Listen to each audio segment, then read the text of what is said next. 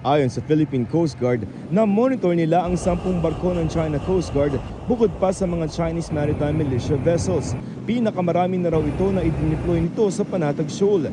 Dati-dati raw ay 4 lamang ang nandoon. They were really paranoid, no?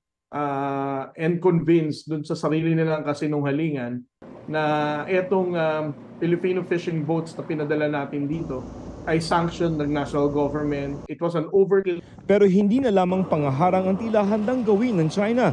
Sa isang direktiba ng China sa Coast Guard nito na inilabas noong May 15 kasabay ng civilian mission, binibigyang kapangyarihan nito ang China Coast Guard na i-detain ang hindi Chino na iligal umunong tatawid sa kinikilala nilang border sa dagat.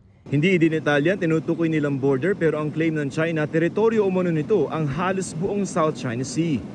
Sa ulat ng South China Morning Post, hanggang 60 araw pwedeng i-detain ng walang paglilitis ang sinumang papasok sa katubigan nila. June 15, ipatutupad ng China ang atas na ito. Isa na naman uling pananakot, illegal na action na naman ng China. The mere fact that they claim full sovereignty over our own exclusive economic zone. Definitely, it's not just the Philippines that will be affected on this kind of domestic law na ginawa nila.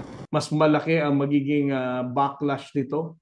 Ipinangako rin ng Philippine Coast Guard na poprotektahan nito ang mga Pilipinong mangingisda sa West Philippine Sea. Para sa GMA Integrated News, Joseph Morong, nakatutok 24 oras.